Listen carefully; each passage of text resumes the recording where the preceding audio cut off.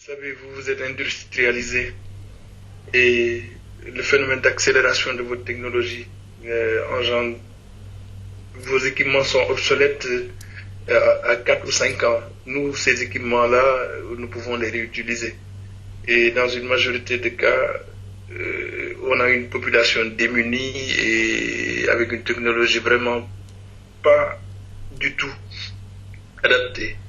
Et il nous arrive de recevoir du matériel de seconde main qu'on reçoit de la France, de la Belgique et parfois de l'Allemagne. Si dans ma ville, là où je suis, on me faisait don d'un IRM, j'applaudirais dès demain.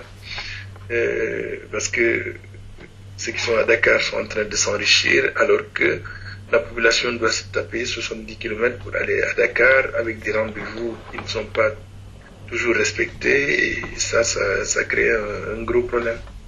En fait, échange de valeurs, non, parce que en fait les valeurs des pays sont distinctes, mais échange de technologie, oui.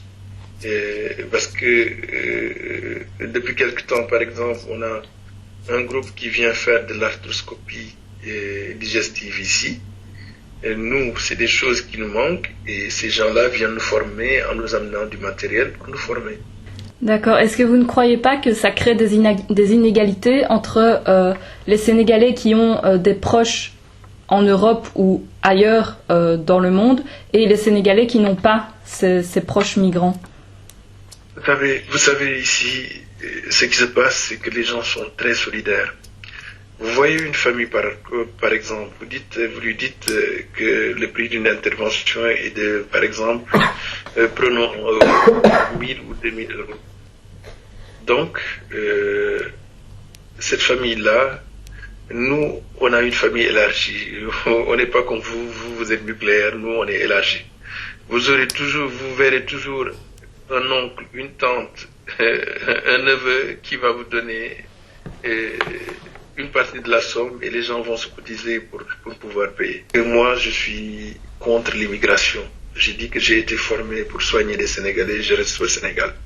J'ai eu plein de gens qui m'ont sollicité pour que je parte, mais je ne partirai pas.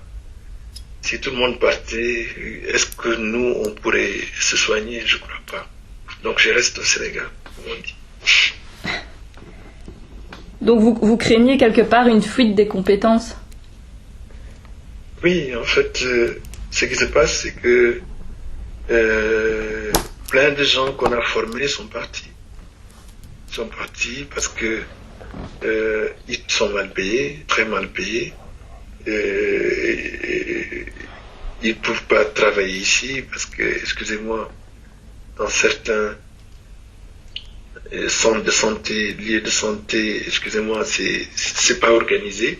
Je dis que l'apport de la diaspora au niveau des soins de santé est un apport assez positif. Bien que sur certains aspects, il y a des choses négatives. Par exemple, parfois sur du matériel obsolète que les gens nous envoient. Par rapport à l'argent qu'ils donnent pour soigner leur famille, je trouve aussi que c'est une bonne chose parce que les gens sont très démunis et s'il y a quelqu'un qui les aide un peu à relever leur plateau technique en leur payant des soins, c'est déjà une bonne chose.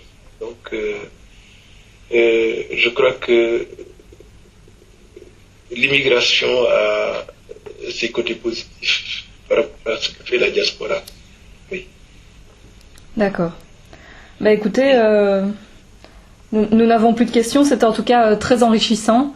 Merci beaucoup de nous avoir consacré du temps. Merci à vous. De toutes les façons, je reste à votre disposition pour tout ce que vous voulez ultérieurement. Docteur Dior est un ami. On a cheminé ensemble et franchement, on a cheminé depuis qu'on est gosses ensemble, depuis le primaire. Et je suis très heureux de vous consacrer un peu de temps parce que c'est un grand ami. Merci à vous aussi. Ouais, merci. Est-ce que vous avez reçu le document que je vous ai envoyé concernant votre accord? Oui, en fait, je l'ai tiré, mais j'ai pas de scanner, donc